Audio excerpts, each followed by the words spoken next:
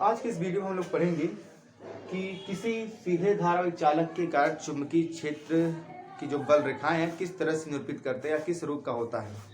केवल सीधे धारावाही चालक के लिए नहीं, हम वृत्ताकार कुंडली के लिए भी आज पढ़ लेंगे। तो अगर कोई सीधा चालक हमारे पास हो, सीधा तार हो और उसको बैटरी से जोड़कर उसमें करंट प्रोवाइड कर दिया जाए, तो हमें पता है और स्टेट ने बताया था कि सीधे धारावाही चालक के चारों तरफ एक चुंबकीय क्षेत्र उत्पन्न हो जाता है। उस चुंबकीय क्षेत्र को प्रदर्शित करने वाली जो बल रेखाएं होती हैं वो किस रूप का बनेगा और कैसे बनेगा, वो तरीका है यहाँ पर दर्शाया गया है।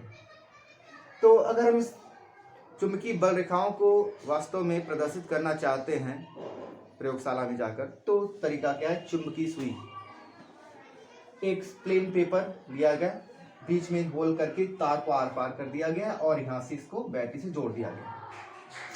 जैसे ही धारा नीचे से ऊपर प्रवाहित होना शुरू होगा, क्योंकि बैटरी का प्लस इधर है तो प्लस से निकल के धारा माइनस में प्रवेश करेगा, तो नीचे से ऊपर धारा प्रवाहित हो गया। जब नीचे से ऊपर धारा प्रवाहित हो जाता है तब हम करते क्या है, चुंबकीय सुई को रखेंगे। और जब चुंबकीय सुई को रखेंगे तो एक दिशा में वो जाकर रुकेगा, एक निश्चित दिशा में जो जाकर उसकी सुई निक्षेपित होकर रुक जाती है।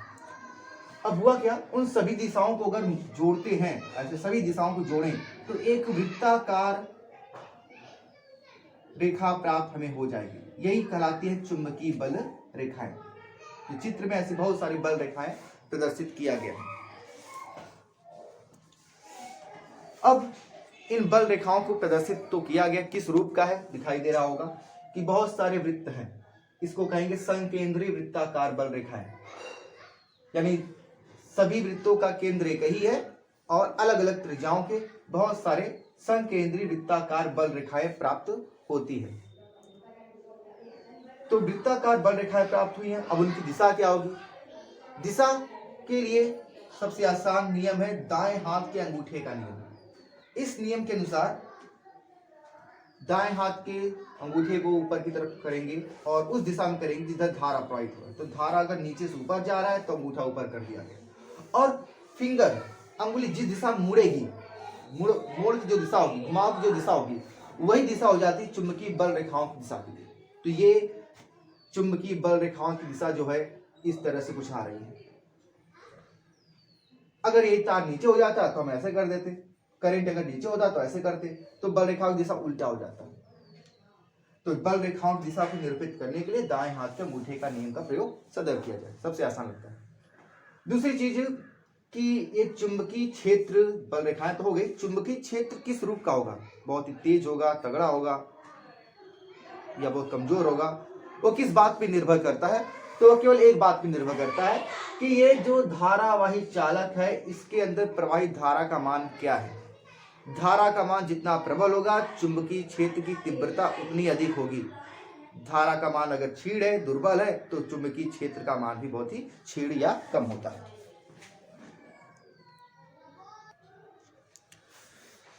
अब यदि कोई धारावाही वृत्ताकार कुंडली हो तो उसके कारण चुंबकीय क्षेत्र की जो बल रेखाएं होंगी वो किस रूप की मिलेंगी। तो ये है एक धारावाही वृत्ताकार कुंडली, विद्युत धारा में प्रोवाइड किया गया, बैटरी लगाकर कुछ इस तरह से जा रही धारा की दिशा हम बदल भी सकते हैं उल्टा बैटरी करके, वो तो अपने ऊपर है, लेकिन जो भी है उसके हिसाब से देखते हैं क्या बनेगा। तो है क्या, अगर धारावाही कुंडली अगर ले लिया गया तो चुंबकीय क्षेत्र की बल रेखाएं कैसे बनाएंगे। तो बल रेखाओं के बनाने का अभी भी नियम वही रहेगा, दाएं हाथ के अंगूठे का नियम। जैसे अगर हम इस तार को देखें, केवल इतना छोटा सा पोर्शन, ये छोटा सा साइज देखें केवल तार का, तो ये क्या है, एक सीधी तार की तरह मान सकते हैं। इधर का देखें तो ये भी सीधी तार की तरह ही हो सकता है, ऊपर का देखें तब ये सीधा तार की तरह हो सकता है। तो बस इन दो तरीके से इस पोर्शन को देखें तो ये सीधा तार की तरह अगर व्यवहार करता है तो इसके चारों तरफ जो चुंबकीय क्षेत्र की जो दिशा होगी या पैटर्न होगा वो कैसा होगा, बिल्कुल इस तरह से अगर फिंगर को टर्न करें तो एक वृत्ताकार कुंडली प्राप्त होगा। यहाँ पर एक वृत्ताकार बल रेखाएं प्राप्त होगी कुछ इस तरीके से। और भी करना चाहें तो और भी हो सकता है, कुछ इस तरह से प्राप्त होगी वृत्ताकार बल रेखाएं। दूसरी तरफ से नियम ये लगेगा, बल रेखाएं वृत्ताकार होगी लेकिन दिशा उल्टा होगा।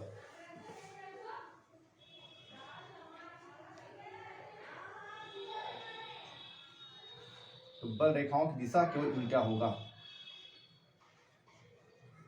अभी बल रेखाएं ऐसे जा रही हैं क्योंकि ये नियम है, फिंगर उल्टा टर्न हुआ है।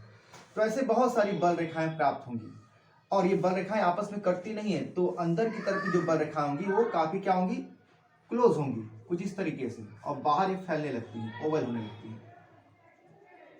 बाहर फैलने का स्थान है, फैलेंगी, लेकिन अंदर की तरफ बल रेखाएं कुछ ऐसी मिलेंगी।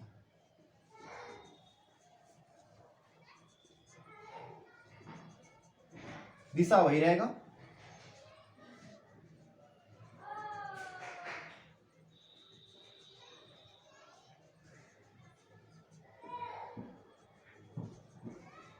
तो ये बल रेखाओं की दिशा हो गई।